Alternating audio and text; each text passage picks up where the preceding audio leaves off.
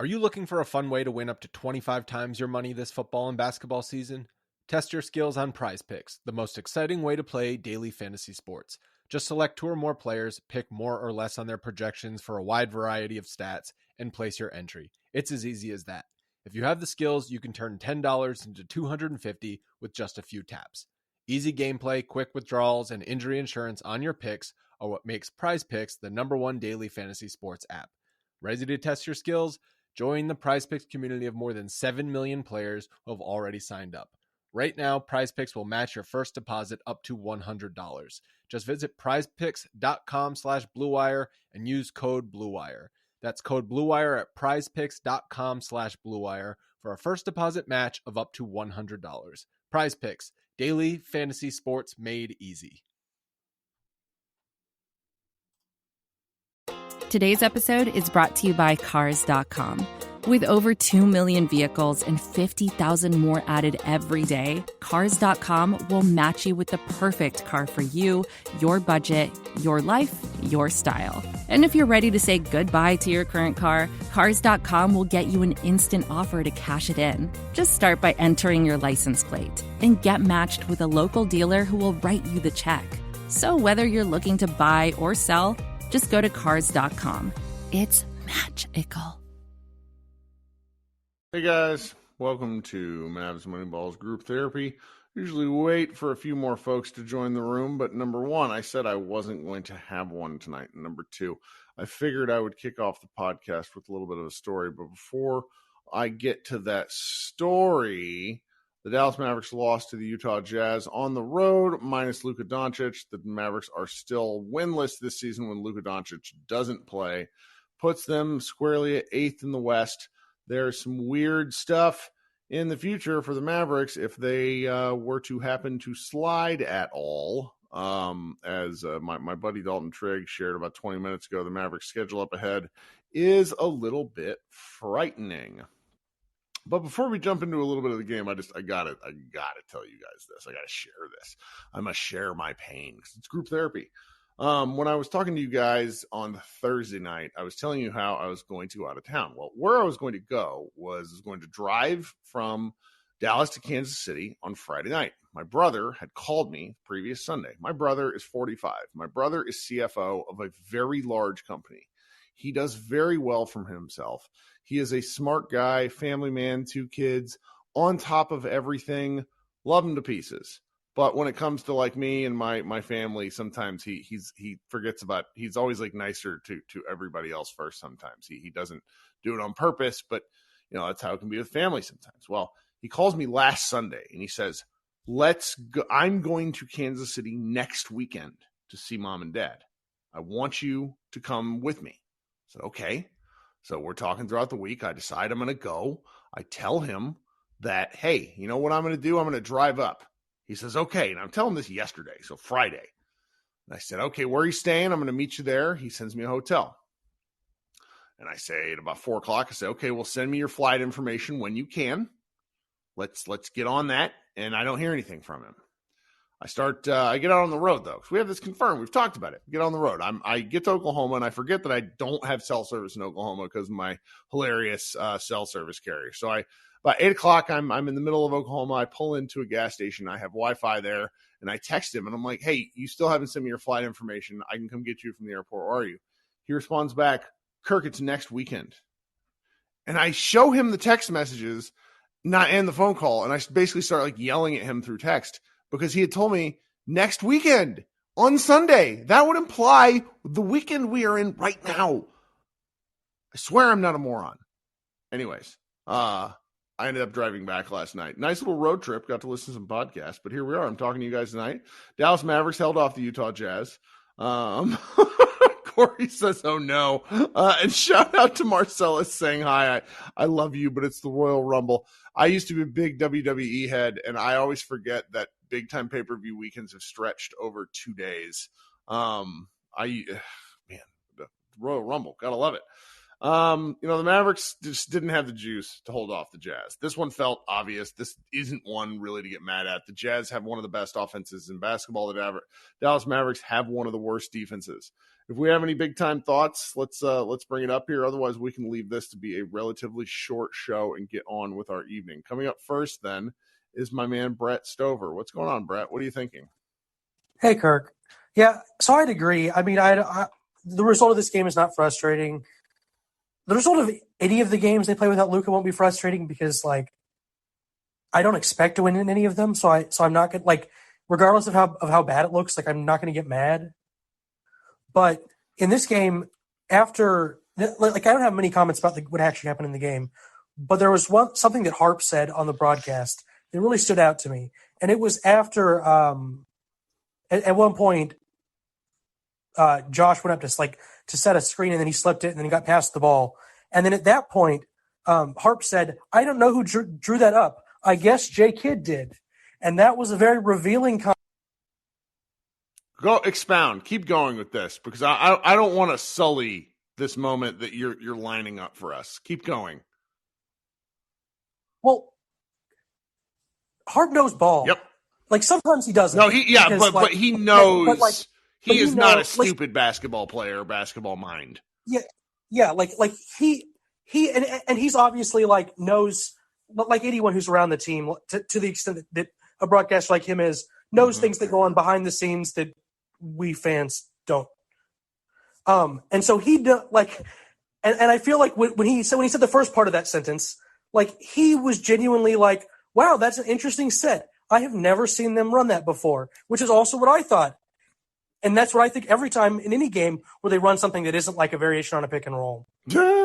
Because it wasn't drawn up. He just did it, right? That's what you're getting at. Yeah, yes, is that I would be very shocked if they called that, especially given the players, that it was Powell and Green. That's not something that it doesn't even make. I mean, it does make sense because it's a good play, but it's not something you expect to see. Yep. But then because obviously Harp works for the team, essentially. That's what. Yeah, he can't be. It is not his role to be hypercritical. To be critical. Always, when he does get critical, it's very veiled, and that's what you're right. That was a funny one. Yeah, and so I mean, yeah, I was gonna say with the exception of if you're the Lakers or whatever, no team broadcaster is going to be critical, and so that's why he follows it up with, well, I guess J Kidd must have. I love it. But let me ask you this, because Josh Green was about the only thing. There's a lot of Josh Green was one takeaway from me. Obviously, Spencer Dinwiddie did everything he could to keep Dallas in that game. But then that was kind of thing 2. And then thing 3 was how ridiculous that it was that Hardy didn't play any minutes. My Josh Green thoughts were very, I need him to keep shooting. 12 shots, 38 minutes. I'll take that. I want more shooting from Josh Green. What I will say is, and I talked about this with Josh Bo. I mean, one thing that is very clear to me is that Josh Green, when he drives, it is very clear what he's going to do from the moment he takes the dribble. He's driving to pass a lot, and I want to see him attack the rim. Is that a silly criticism? No, I mean, I don't think so. I mean, I think that's the next development of his game as a playmaker, because obviously he can pass. He's a creative and good passer, but at this point, the defense is going to play him for the pass because that's what he wants to do. He's looking pass first in all of the situations, even on, and then so that's what he's worked out of his game on the threes. He's ready to shoot on threes. He's looking for his shot behind the arc, but other than in transition, he's not looking for his shot inside the arc. Which I hate, because I would one of his strengths is his ability, it's sort of a natural thing. I doubt he even understands that this is happening, but he absorbs contact in a way that does not throw his balance off. The one on the fast break where he got fouled by 2 guys, he didn't even bump him really. And that's pretty impressive, and a thing that I think is a real strength of his. Obviously his strength is a strength. That's idiotic. Sorry about that.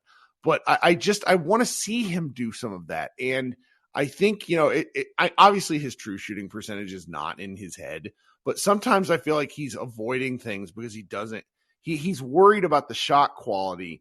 And, obviously he makes the right play to Tim to the corner a number of times, who just couldn't hit the broadside of the barn. And Josh tends to make the right play. I just think in a game like this where, I don't know, I never felt like the Mavericks had a chance. I sort of want to see some more gunning. Yeah, I mean, I'd agree. I mean, I think that part of it is that Josh, until like very recently, has not been as important to the team as he is. And I don't think, and like he probably doesn't even get how important he is to the team right now. Yeah. And that he really is the secondary creator, especially with Luka out. He is the second, like, he's not the second option. He's not the second, like, player they want to shoot the ball, but he is going to get like a lot of touches. Yep. He should get the second most touches on the team with Luka out and with Wood out. And I don't think he realizes that he needs to expand that part of his game because he wants to make the right play as if he's the fifth best player out on the floor, as if he's just like moving the ball to the next open shooter. But like sometimes he is just one-on-one with somebody. Yeah. Yeah. And I don't know, compared to some of the other weird shots where it's just, at a game like this, I'm not going to be any more frustrated with a wild Josh Green attempt than I am a Frank Ntilikina attempt. It's like some of the shots like that Spencer made tonight were hilarious. It's like if Spencer shoots slightly worse, this game is never remotely close. So go ahead. I was going to say, like, if Spencer doesn't play like Steph Curry in this, like, it's like I mean, he's up to 41% 3-point shooting for the season. I mean, unlike relatively, I mean, he gets some occasional, like, good, like he gets his share of like corner looks from Luka, right. But he also, like, a lot of them are those pretty like terrible. Right. Where it's just like it's any coach is screaming, but it's just credit to him because we've got a big enough sample now where I none of us who are even sassy about this stuff can really do it or can really argue the fact that it's anything. It's real. There's just a big enough volume. So you got anything else for us tonight? The last thing is kind of a thing about Green and the late in, I don't know at one point in the game they were running this repeatedly, but they were having Green set screens for Dinwiddie, and it was working very well because Green, obviously a good passer out of the short roll. I mean, and that's the stuff that I want to see more with when Luka's back. Sure. As well. There's a lot. The Josh Green Luka 2-man lineup minutes are really good, and he needs to be the screener way more often. Yeah. Yeah, and so I think, but then they completely went away from it, and I like that they stayed small for the most part in the fourth, even when Kessler was back on the floor. And the only reason they continue to have success is because before the universe ends, the Jazz will always be able to be defeated by putting 5 smalls on the floor. I still like Kessler though, man. Like, oh, he's good woo! For a rookie, yeah. So. But I was surprised that like Green's value is not him being in the corner. Yeah. To keep Kessler away from the paint. Yes. Middle of the floor action. You want Kessler in the pick and roll. Mm-hmm.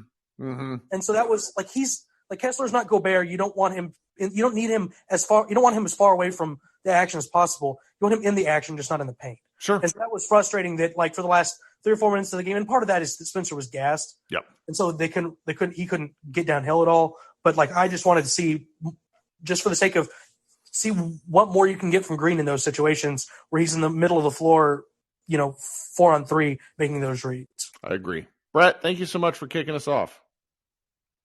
All right, coming up next, we got Ewan. What's up, my guy? A little after midnight your time. Thanks for staying up late with us on a terrible game. What's up, man?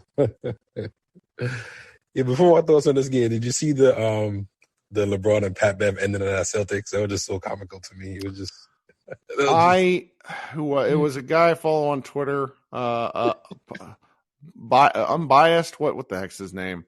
I'm gonna go look for it because his tweet made me laugh out loud. Pat Bev over the camera to show the ref, like, look, this that was so at funny. Bias Slightly retweeted the video of LeBron losing his mind, and he says this is some theater kid energy, and I started laughing out loud on my couch. I mean, what LeBron did, and he's understandably mad, I get it, but like, isn't that not a technical? Like throwing that sort of fit after a non-call, isn't that a technical? Oh man, that was great, funny. Great content. NBA is insane. Yeah. Gotta love it. Yeah, today was good. Today was good NBA theater. Did you watch the Sixers game at all? Yeah, I saw that. That was yeah. And B was pissed. He was pissed. Good for him. I like that kind of mentality. You know what I'm saying? Need a little more from Jokic that game. Needed a little more from Jokic. Kind of surprised on that one because he and Jokic really battle, and Jokic just wasn't anywhere to be found at points in that game. Yeah, but back to this game. So before the game starts, I see the notification. Oh, Josh Green is starting. Love it. So I'm thinking, hey, yeah. I'm like, wow, great. He's finally pulling Tim Hardaway from the star lineup. And I look, and it's Reggie Bullock. And I'm like, if you're going with Josh Green for, say, energy and defense, keep Bullock in the lineup and pull Tim Hardaway Jr. That will definitely give you energy in the defensive lineup that you're kind of looking for. And it's like, throughout the whole game, it's like, you can tell early, Tim Hardaway is not going to be one of those games. He's missing a lot of open shots. Tim Hardaway on a fast break.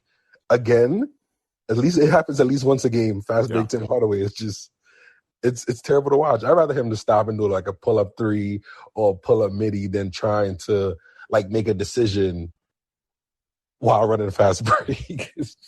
Oh, man. It's something. It's being a point guard is apparently underrated in today's basketball game. I some of the, I was teasing Bibbs because he commented on when Josh got fouled on the 3-on-2. He's like, Spencer made the right basketball play. And I was like, well, it's just a 3-on-2. And he's like, yeah, I know, but still, like, it was the right play. And so it's like us being surprised at dudes making the basic play. It just sort of shows you the state of what we expect with these guys. Right. And it's like, I give Kid a little bit of, me personally, I think like Kid is like, okay, he makes one smart move. Like, okay, all right, we're going to put Josh Green into the starting lineup. And then it's like, you want, to see like a rolling ball of the other smart moves that happen with it. Like, okay, push Josh Green in the starting lineup. I'm going to take Tim Hardaway out. Okay, Josh Green's in the starting lineup and Tim Hardaway's having a bad first 2 quarters and we're down by 10, 15 points. Let me give the young boy Hardy some run because you saw I don't know if you watched the game fully, but they trapped Spence a lot. They was pretty much giving him the Luka treatment, so it's kind of like, and they had a lot of possessions where Finney Smith tried to dribble, steal, Tim Hardaway.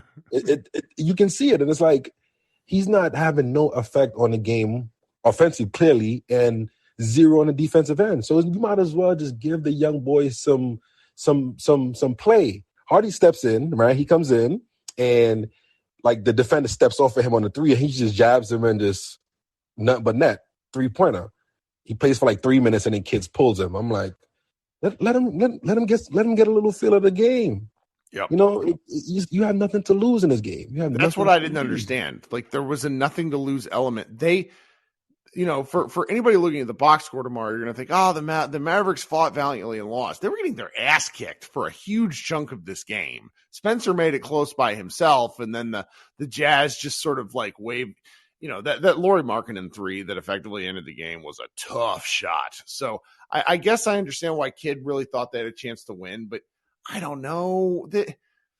It's just a lot of expended energy. And then he goes post game and he said the guys are gassed. Yeah.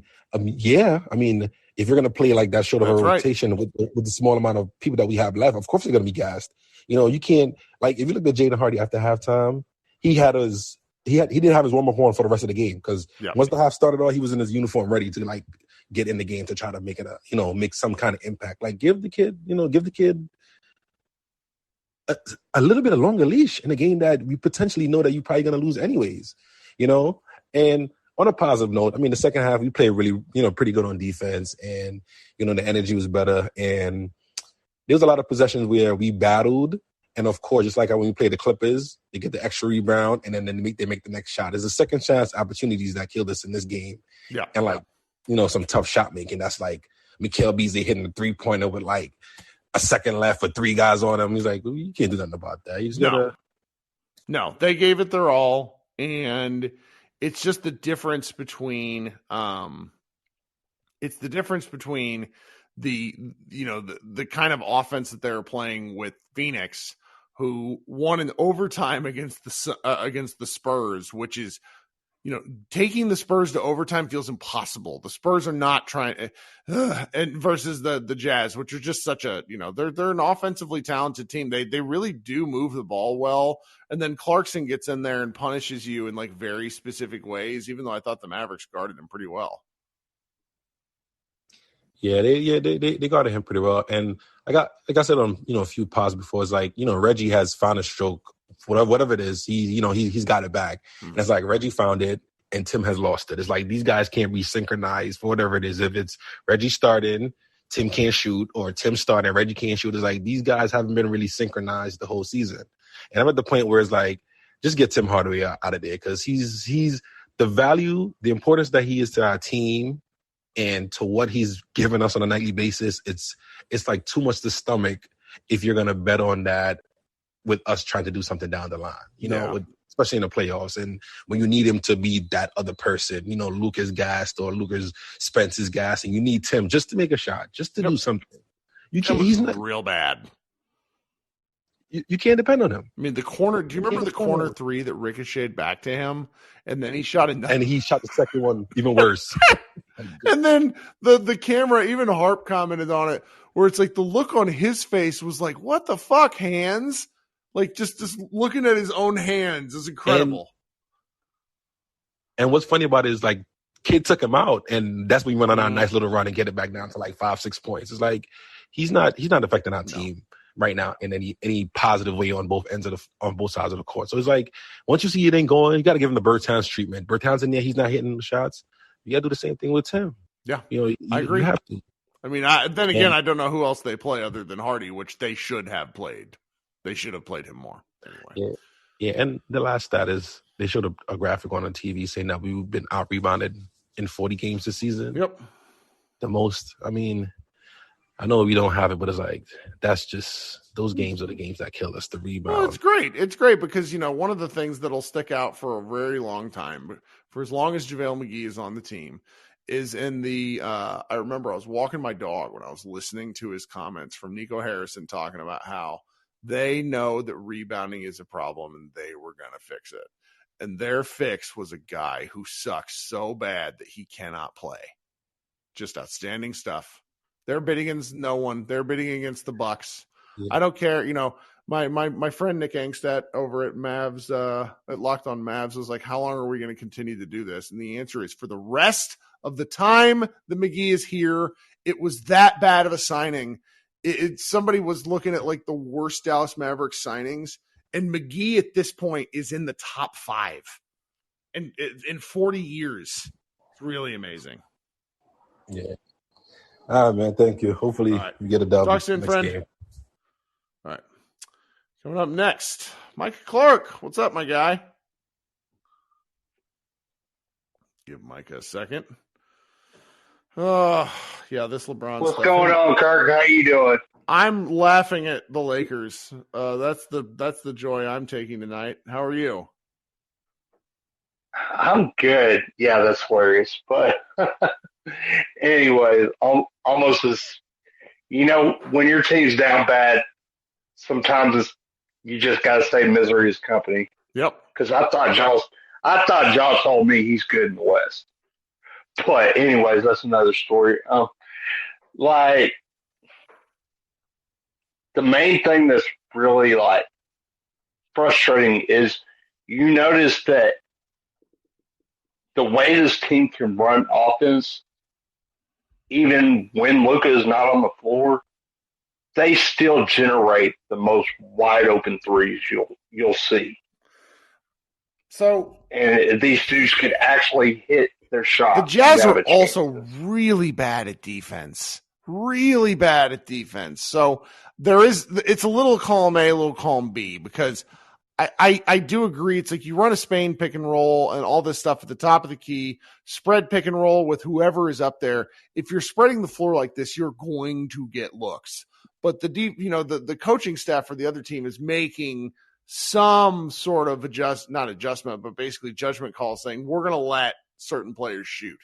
And, like Tim Hardaway got a lot of open looks tonight. And I can't help but think that was partially by, the coaching staff of the Jazz saying, we're going to see if Tim can beat us. Yeah. I don't know. I mean, I was counting it. I swear he missed like He did. 5 in a row. All wide open. Yeah, he definitely did. Golly. I don't know. They're stuck with him. It's just like, that's like these guys that are pretty much that prototype of player. And like, if you look around the league, like, there's like over half the league that's pretty much stuck with that guy. All right. It's just like, you see people on the timeline talking about who in the hell is thinking that OG is worth 3 first-round picks. And I'm trying to explain to them. I'm like, no. When they're telling you that they got offered 3 first-round picks, that means that the matching salary is one of these guys that we're talking about that you got to give a first-round pick to get out of. Sure. Like, because I believe it is the Knicks we're talking about being interested. I could definitely see them trying to offer a package of Evan Fournier and 3 first-rounders.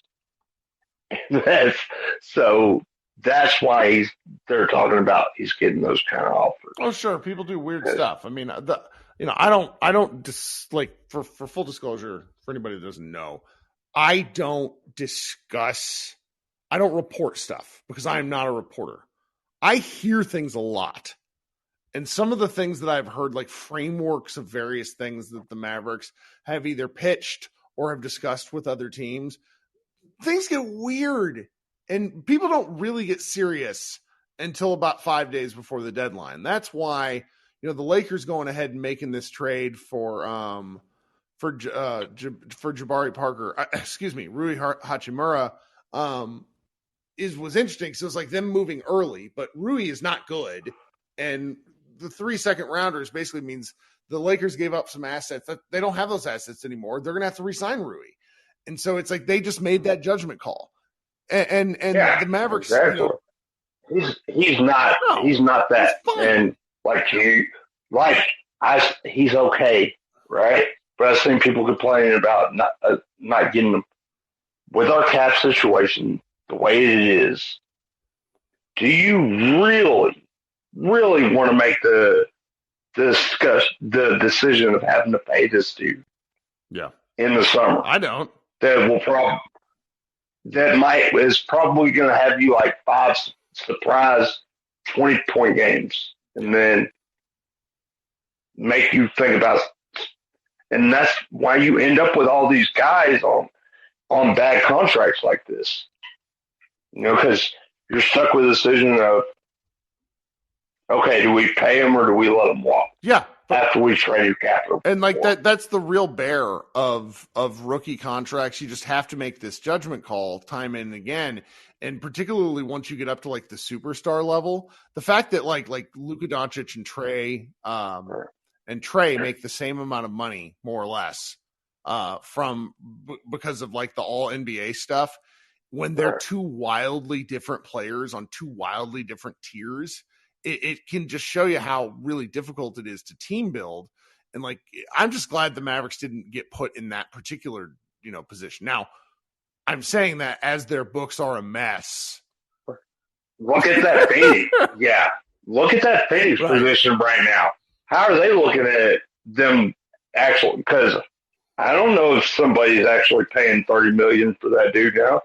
Mm-hmm. Like, I don't know. Maybe somebody will sign up for it. I don't see it. Yep. Well, you got anything else for us tonight? No, man. Hey, good game, Bob. Nice fight. You're down your 2 best players. Yeah. Stuff happens. I mean, Golden State won 15 games when they was down their 2 best players. So, stuff happens. All right, man. Thanks for joining us. All right. Have a good one. Okay, coming up next. Let's go, Ruben. What you got tonight? You said you didn't watch the game in the chat, but you still wanted to hang out with us. So what are you thinking tonight? Oh, man, yeah, I was busy moving a new couch in, thank God. I was dead tired and starting to entertain people. But just looking at the stats and just looking at the other games, it looks like everybody, close to us lost tonight. So that's pretty good. Pels lost. I feel like Lakers lost, and you kind of were excited about that. And there was another team that lost that was close to. I mean, I'm not. The Lakers stuff just makes me laugh because it's like I get that it would have been. I don't know, like LeBron whinging makes me laugh. Yeah, and the Kings lost. That's super good. But yeah, I didn't get to watch the game. But just a question, like, why? We have an open roster spot still. Why haven't they just brought up like maybe another center from like maybe G League or somebody on the street just to help Powell out if they're not going to play McGee? Very good question. Why you think that? So the answer there has to do with the fact that I think they're wanting to keep it open until the trade deadline passes. They don't want to have to sign someone and then cut that person immediately and then eat the money since they're in the tax already. They are they're trying to do something trade-wise, and they want to have that open roster spot in case they need to do a 2-for-1. So that's what they're thinking. Okay. All right. So it's a good question. I guess that makes sense. I guess, Mark Cuban is a little bit cheap on that side, I guess. Well, I mean, when you're in salary tax, it becomes a multiplying fact. So it's like, I on the one hand, I do get the sort of cheap criticisms because it's not our money. On the other hand, if you had the opportunity to pay somebody for like a 10-day contract, I have no idea what the dollar amount is. But let's say that let's just say it's $400, and then there's a 3x multiplier, which means if you cut that person, you're actually having to pay the $400 to the person and then an extra $800 to the league. Like that I get why someone wouldn't want to do that.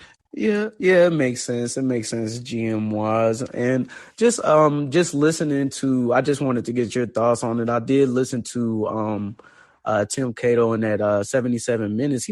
They made a lot of sense. And what they do, I didn't listen. They just said like Planned Powder. I feel like they felt like the new Planned Powder is having all our picks available, but even when we do have our picks available, if we don't, end up trading any of them this trade deadline, we still don't have more assets than other teams. Sure. And I thought about it and I was like, well, damn, that does make a lot of sense. Like and it kind of made me think if we can get to this point, I hope we don't have to trade picks to get a good player, but I know everybody knows that to get maybe an all-star level or a potential all-star level player, you will have to give up picks these days. But waiting, I don't know, next year, 2 years down the line, when even, Jazz have more picks than you, first rounders, sure. OKC will still have more picks than you. And it made a lot of sense. And I just wanted to get your take on it. I'm kind of getting to the page to where, so what, we do trade picks. And I hope, I like Christian Wood, and I see like not having him on the court in these last couple games is a big miss. Either way, if we have to include him or, can re-sign him, but still give picks up to get a great player in here, I think I'm down with it.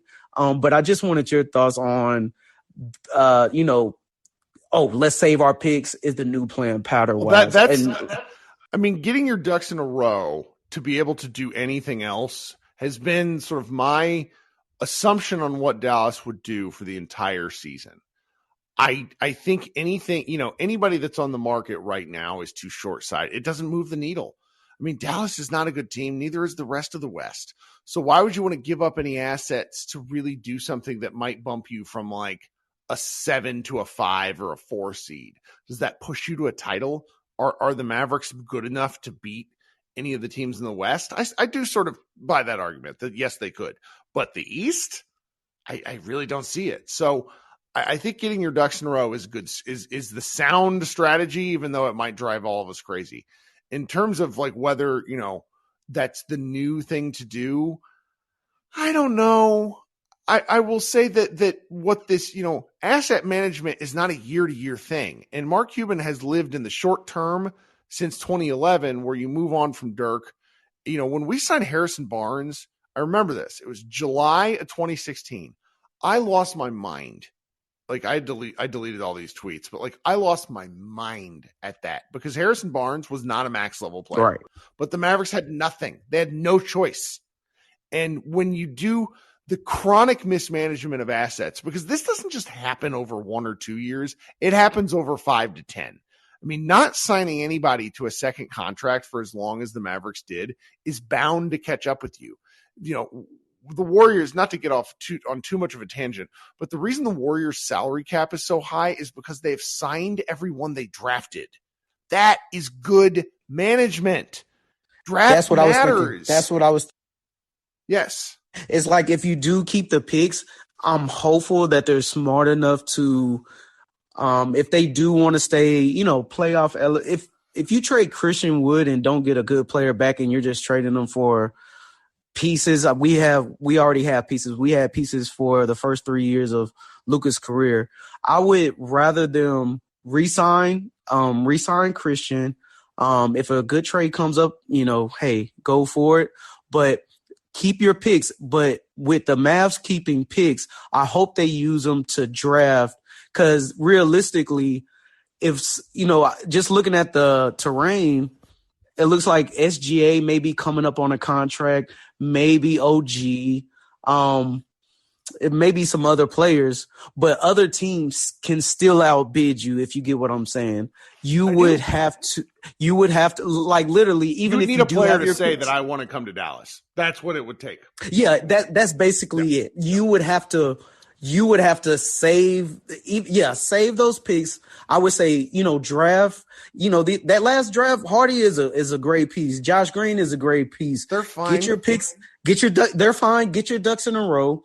Re-sign Christian Wood. He can hold the ship, steady. Shit, Trade THJ or Reggie or whatever. Keep your picks, and let's draft. Let's not, you know, you like giving up, even if you do give up picks for OG or I'm not going to say SGA. It would take way too many picks. Yeah, he signed an extension this summer.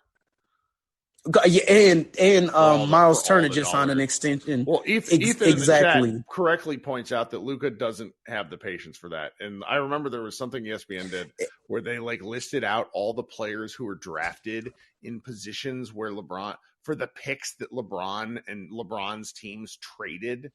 And it wasn't like a sterling list. It's a pretty good argument for trading picks. I will just say that, like, the Mavericks had, you know, they gambled that KP was going to bump them ahead, and it didn't work. You know, this happened with in a much worse way with New Orleans, which is why, like, it never worked out well for Anthony Davis there. It didn't really work well for LeBron way back when. Team building is just really difficult, and you know the Mavericks just don't have a lot of path. But you know, we'll see. That's why I sort of these next 10 games are going to be very interesting. Because if things really go sideways, Dallas, I don't want to say they need to tank because they're never going to tank. That's not what I mean.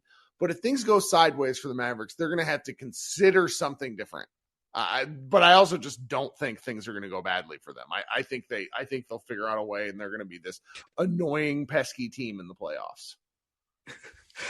And what you just said, like that KP swing, it took that last regime. Donnie had years. I feel like he never really.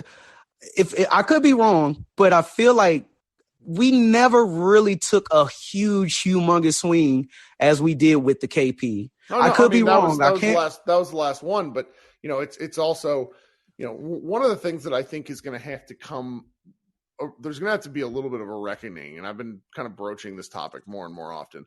Luka talks about how he's a difficult guy to play with. He's mentioned that. I also suspect that means Luka Doncic is a difficult man to coach. And one of the things that Cuban really likes to tout is like the aspect of being a Dallas Maverick for life. He loves bringing back vets into, you know, coaching roles and having people around. He wants people to feel welcome to come back to the organization. I think that's an admirable trait. But when winning year to year, if you've ever had a difficult patch with a coworker, you know, sometimes you just can't work with people anymore, even if you like them. So there needs to be, in my opinion, less of an emphasis on the like, oh, well, I got to make sure Jason Kidd and such are here for years.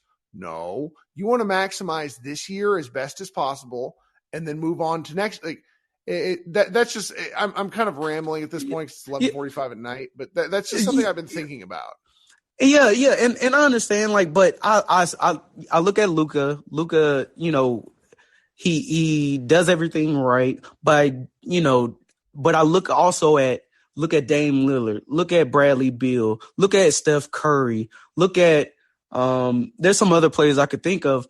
They have not left that team that drafted him. I don't know why. I would have left Portland. I definitely would have left Washington but the money talks. And Sure. Luka knows it would be a waste of time in the NBA if he didn't capitalize. I know he wants I just want to say we can pay him the most at any time. But me saying that we let Donnie have years and years with Dirk. Yeah. We let Donnie have a year with Luka, and his last swing was the KP. We just got this regime going. I wouldn't cash out too early. It's like not in the front office. No, they need to have some bites at the apple, some chances to do something. Right, right. That's all I would say. I want to give them bites at the apple. If we let Donnie have it damn near since Mark owned the team, and I just want more time, and I'm patient. I know Luka, as long as Luka's going to get us to the playoffs regardless. Like, he's that good a player. Like, we won't be outside the playoffs if he, like, ever. I'm just saying that right now. But I don't want to make a big swing when I just sat down at the blackjack table. The Mavericks haven't had the opportunity to do that. That's why Cato and them since KP. Mm-hmm. Yep. Yeah. Well, thank you for hanging out with us, my friend. But that's all I had to say. But I just hope the team and the fans can be patient, and I don't want to cash out too early because I would rather take swings as long as we have a first round draft pick. I feel good about this team. That's all I really wanted to say. Appreciate you hanging out, buddy. We'll talk soon. Thank you. Yeah, we've gone 40-something minutes now. And then we didn't really have anything to talk about. We've gone 40 minutes. Krishna, what's up, guy? Keep Krishna. Eric, how are you? I'm good. What's going on tonight? You can hear me? I can. Not much. I didn't get to see this game. But, yeah, it's been tough. I've been busy with a few other things, but you didn't miss much. I'm glad at least Spencer is doing okay. Yeah. I didn't feel like I missed much. I know, like, it's still kind of shocking that Utah are this good, but really I give a lot of credit to Will Hardy. He seems like a really good coach, honestly. Yeah, he does. He is a good coach. Yeah, I mean, I know a lot of people, even I was kind of like, really? You're going to hire this guy? Like, it just felt like Danny Ainge is just going to Boston and picking a Boston guy. But, hey, Will Hardy's a good coach. Like, he's clearly done a really good job making use of we look at the Mavs roster and we say it's a mishmash. I mean, that Utah Jazz's roster is literally just random players from random places, and he's done a good job, so I give him credit. But it's still tough looking at these games and losing them because, I think Josh mentioned it before the Phoenix game, but that 13-13 record before everyone's healthy is just going to be killer. Well, the Phoenix win masked, like, had we lost to Phoenix and you lose tonight, the Mavericks would be like 11th or 12th in the West. Like, I mean, they're 10th right now, so it's not much better, but yeah, exactly. So. Kind of going off of what the last caller said, 77 minutes. They were talking about because Austin put up that tweet that I'm sure is going around now. I love Austin. He's so full of shit. He is such a homer. He's my guy, and he used to work for my site, so me saying that is all love. But all his trades were awful. It's like, what if the Mavericks traded good players for bad, or what if the Mavericks traded bad players for good players? So yeah. Some Lakers shit. Yeah, it's like, well, now one of those trades is not even possible. Like, Miles Turner is just not going to get traded.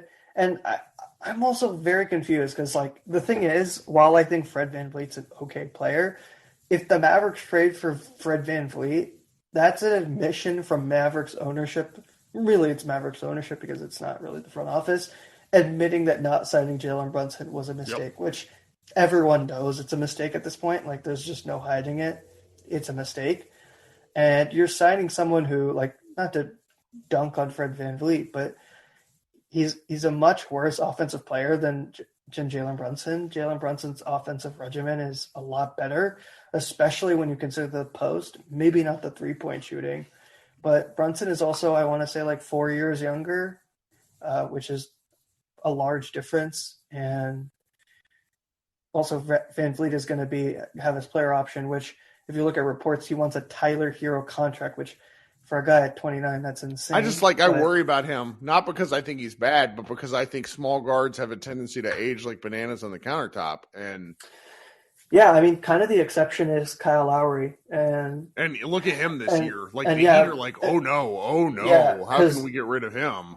Yeah, because now the guy's like 37, and that's the exception. Chris Paul, yeah, there's some, and it's not to say someone can't do it, and it's just a risk. Like, would you want to put Luka on a timeline with a guy like that? And the answer is no. Exactly. Yeah, and like Brunson is better than Fred at this point, right? Like at this moment, he is a lot better than Fred. Just not purely also from a production standpoint, but like age is always a factor, right? Like you just want people who are younger. Even if technically their production is lower, just because you have more of an opportunity to improve them. So to me, that doesn't make sense. And even like the trade Austin suggested didn't make sense. Like I don't know why you would give up Hardy for Fred VanVleet and the first.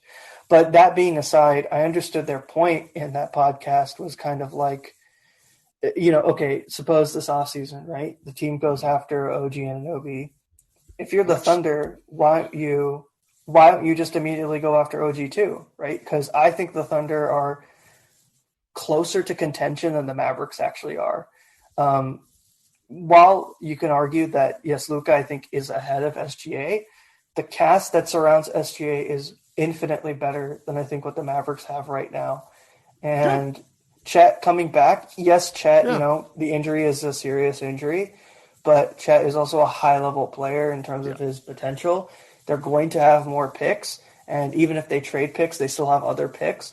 And I think that's what makes it lethal is not only do they have picks from a team like the Clippers who could be really bad in the future and their own picks, but, they just have young talent. And so the Mavericks are never going to be able to, like you say, compete in a trade with any other team unless a player says, I want to come here. And, we talked about earlier, the kind of only player that's ever expressed wanting to come to the Mavericks has just signed a contract extension. So, like you say, it's hard to really see where this team goes, and it's tough. I don't necessarily completely agree on the point that first round picks, like it's keeping your powder dry. It's really dependent on what this team does. Like I think you have to have a plan in place at this point. Like it's too late to get to this point of the season and not really know what you're doing. Like you cannot be wishy-washy. You have to be decisive. Like if you're going to trade Christian Wood, you look at it now. Like you cannot wait any longer. You cannot think, okay, we're just going to re-sign him in the offseason. I think they move him. I just do. Yeah, and you can't be indecisive at all at this point. I would rather the team be decisive and make decisions than make past mistakes, because I feel like a lot of what's happened in recent seasons is that, and they didn't have a plan last year, right? Like they just were like, oh, I guess we can trade Brunson, but then they didn't really look into it. It felt very. Well, when Brunson's making $1.5 million a year, there's not a ton of. That's why it's stupid to not sign him to the extension. It's tough because I think it's stupid to not sign. It's not stupid to not sign him to the extension at the beginning of the year, but it's stupid to not sign him to the extension in like November, right? Like partway into that season, it makes sense. Like, well, there's all this weird. The conversation around Brunson started to piss me off nationally because it's like, well, he just didn't get enough shine under Luka, and it's like, who didn't start him? He had to force his way into the lineup, and that is not just on Carlisle. That's also on Jason Kidd. Like it's a dumb shit conversation. I do need to make this comment before I forget about it. And it's my show, and I'm going to bogart you for a second. I saw one tweet that referred to OG Anunoby as famous Dorian Finney-Smith, and I have been fucking laughing at it for 2 days. Like, it's not even remotely fair. Like, Dorian makes or scores 8 points and grabs 4 rebounds. Like, OG Anunoby it does like 17 points and 8 boards. Like, it's not even remote. It just made me laugh. I mean, like, I love Dorian. Dorian is a good defender, but OG Anunoby is an all defensive. Yeah, like, I still player wouldn't give up caliber. 3 picks for a guy for 17 and 8. They can kiss my ass. No, yeah, I think, I just don't. If it's Pascal Siakam, I would consider it. Yes. I think the only reason you would do it for OG, and like it's kind of like if you're on the SJ train of this, is like if you believe OG is somehow going to really develop his offensive repertoire, which I'm not going to sit here and say it's impossible. I just think it's going to be really difficult. Especially like it's not like OG's 22, 23, he's 25, Sure. which it's not like I'm not going to sit here and say it's impossible. I think Brett says they're going to get the Aaron Gordon package. I think that's right. Like some team's going to hold out long enough, and it's just the pick bonanza is not. The Nuggets did not give up a lot for Aaron Gordon. They gave up like Gary Harris and I feel like a first. The picks economy, it's like the housing bubble. It's like it has burst. I just don't think everyone's realized it yet. Like you're not going to get a ton of picks for even a really great player because there aren't that many to go round. You go look at who owns what, and the fucking Thunder owns so many picks, and the Jazz are right there with them. And it's like, Memphis could make a trade, but Memphis is still in the we think we're hot shit category, and it's going to take a suffering a playoff embarrassment for them to do anything. Yeah, I think Memphis is an exception. I think even if they do that, I think they're more likely to be a team where they're like, we're not going to really take it seriously. We're just going to draft again. That's kind of what I feel like it's because even if you look at their old, because I know Hollinger obviously would have been the GM at the time, but that seems to be kind of their mentality is even when they have, they need to have resetting moments. They don't necessarily do it through trade. They're not a very big trading team. They'll trade away assets and players like they did that this offseason. They traded away Melton. They don't really trade for players, which is why I never really consider them serious. Like, hey, this player is available. Are the Grizzlies going to trade for them? Like, I don't think the Grizzlies are ever going to be that kind of team. I do think the Thunder are more realistic to that. Now, the question with the Thunder is just how long are they going to wait it out? I think next season they still wait it out. I think they're going to obviously have more picks, but then also they'll get Chet back and they'll probably then evaluate. Like, they're going to be good next year. They're going to be actually good next year. And they're already pretty good. Like Shea, I think I voted Shea for All-Star starter. I thought he was deserving of it. I mean, I know that might be unpopular. No, I agree. Games played is matters for me for All-Star. Games played. He's also averaging 30. Yep. Like that's it's easy to look at the league now and say, oh, scoring is easy, but to average 30, especially at his age, like we take it for granted with Luka, but like these guys are really young, and to average 30 with that many games played, and you can say, oh, but like who else is going to score on that team? Well, yeah, you can be on a bad team, but you still have to score. You still have to put up the points. You still have, like, other guys are going to play defense. Like, it's not like you're just putting up 30 and the other team is letting you do it. The guy's still really good, and they win games with him. Like, I don't think they're 24-25, which is not a great record, but obviously, like, they're not going to win some of those games if it's not for Shea. So I think next year, to me personally, what I think might happen is they use next year as another evaluation year of more young talent. And then the year after, I think they take it seriously. I think that's when they kind of go all in. They start trading players and young players, and they try to get more serious assets, I think. You know what I really look forward to is that this podcast being like immediately obsolete when something weird happens on Sunday or Monday in terms of all of our trade meandering. You got anything else? Because I did not realize it was midnight and I should go to sleep. No, not much. It'll be interesting to see what this deadline is. I mean, I think the Mavs will do a trade. I'll be interested to see what kind of trade it is. I don't want to repeat myself. I hope it's someone young. I don't want us to trade for anyone close to 27 or even 28 or above, because this team just needs to get really young. Well, don't forget about Frank Ntilikina. He's still please. God, my thing is, like, I'm not one to hate on players specifically because of their situations, but like, it frustrates me to no end when it's like things like that, where it's like, don't forget about Frank. Well, it's like Frank has played 6 years in the league. He's not really going to change, and like, I feel bad because it's not Frank's fault, but it is what it is. All right, man. Thanks for hanging out. Thanks.